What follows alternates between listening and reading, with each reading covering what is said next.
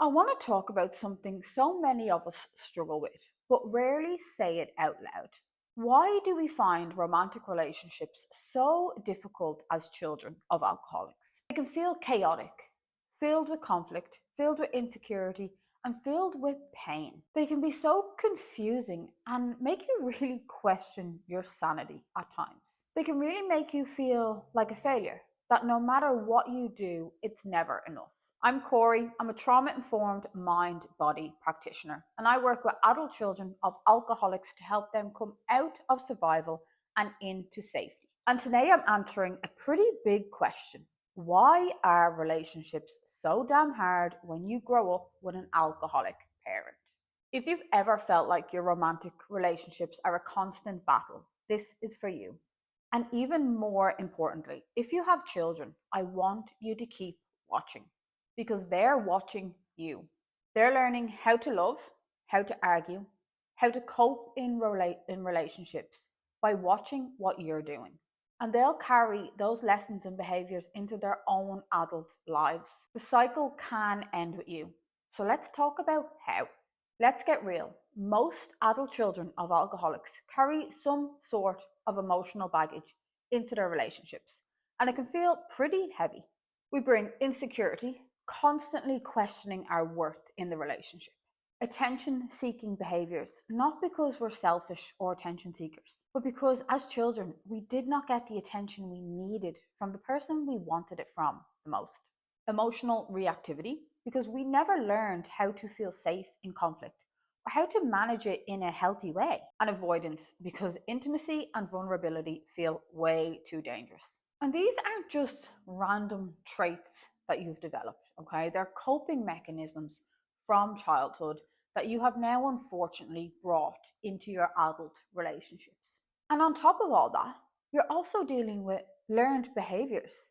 Learned behaviors in how to manage a relationship from watching your own parents. Toxic conflict styles, emotional neglect, and nervous system dysregulation. So no wonder you and me find romantic relationships so difficult, because it's not like your peer, for example, that hasn't grown up with an alcoholic parent. And it's kind of like they're starting from a baseline of zero when they're going into a romantic relationship.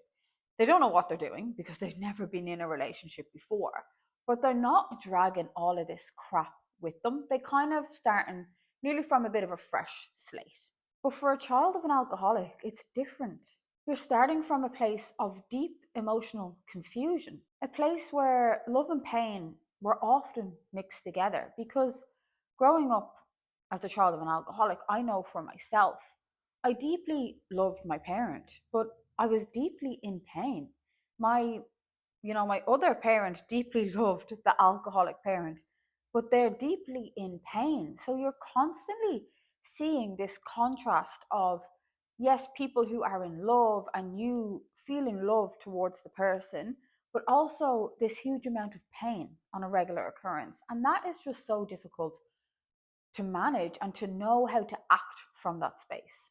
And because of this, we learned early on that love means sacrifice. It means that if you need to love someone or you're going to love someone, that you have to sacrifice yourself or sacrifice your own happiness for them. That if I'm not perfect, then I'm not worthy of love. I'm not worthy of a healthy relationship. Conflict only means danger, and that's it. Like for me, growing up, conflict was always dangerous in a way. There was always screaming, shouting, volatility. It always felt scary.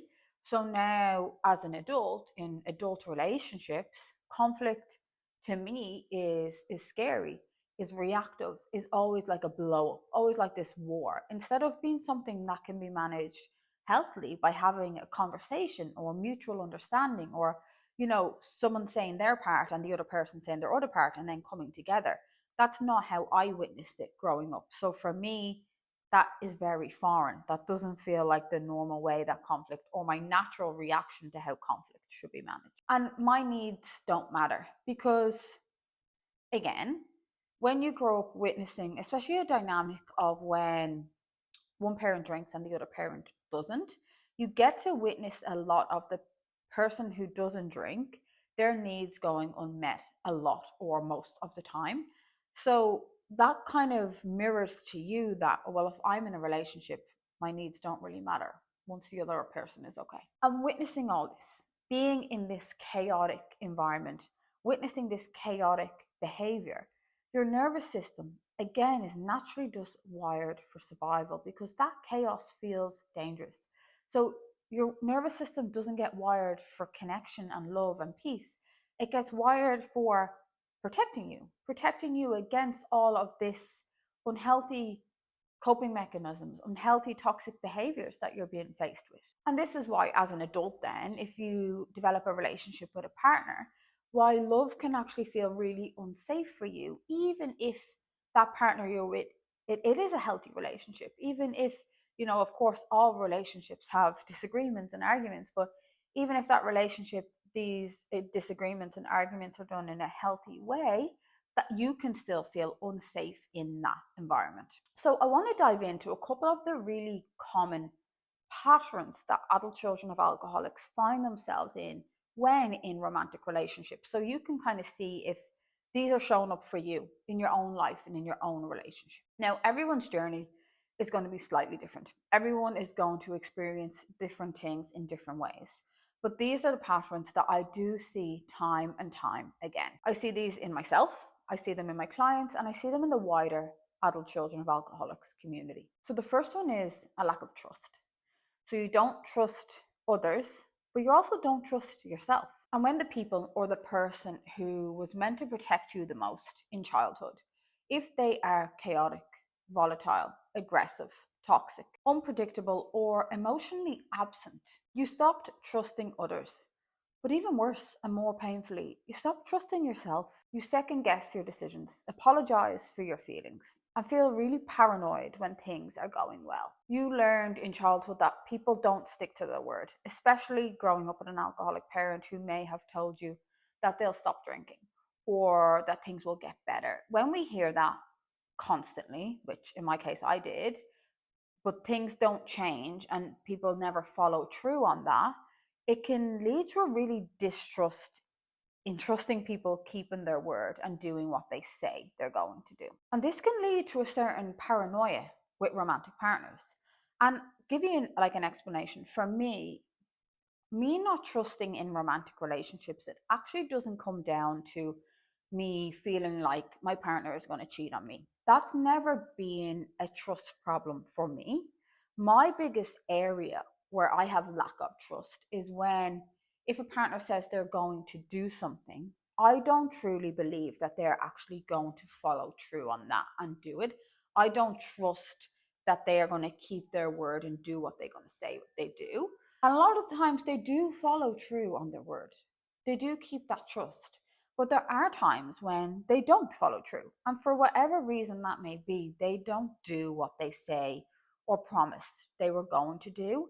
And that is so triggering for me. I deal with it much better now because I've really realized the link to what is causing me to react in such a bad way about that. But for years, I didn't understand that I was reacting that way because of my parent, of because witnessing time and time again of them telling me they were going to do something and not doing it. So when I was then in a romantic relationship and my partner would do the same, it would send me into a spin. It was so triggering for me.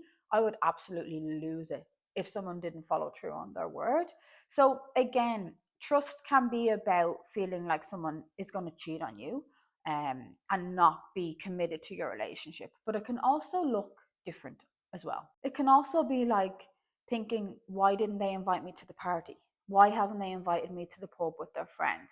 Are they really committed to me? Or are they going to hurt me even when they said they're not? So, the second most common thing I see coming up for children of alcoholics in their romantic relationships is they try to be the fixer, or they're trying to control everything in the relationship. And this can look like you being the partner who does it all emotionally, mentally, and logistically, you're holding it all together. Because growing up, you most likely had to parent your parent, even if you were a child. You always had to stay 2 steps ahead of the chaos, always preempting what's going to happen next. Again, a survival response.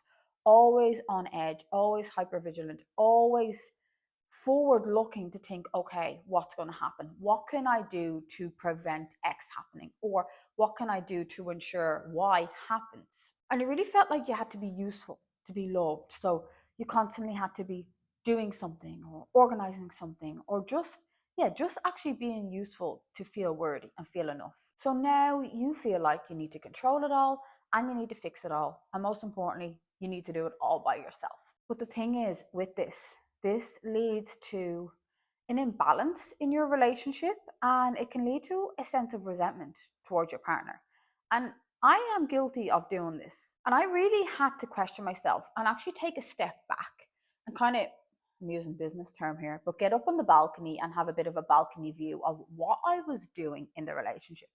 Was I actually giving my partner the space to show up and be in charge? Was I allowing them to step up in the relationship and actually be the one who fixes things and organizes things and gets shit done? Or was I taking over as a way of protecting myself, as a way of not being let down, of a way of feeling in control of the situation? Because control, like most children of alcoholics, equals to safety for me. Because when we can control our environment, that means that we can control the chaos. That means we can control the outcome that's going to happen, even though that's not the majority of, even though the majority of the time that's not really the case. So if this is happening for you in your romantic relationship, I challenge you to do what I did and take a step back and just really look at yourself and say, am I giving my partner the chance to show up, to lead, to get shit done?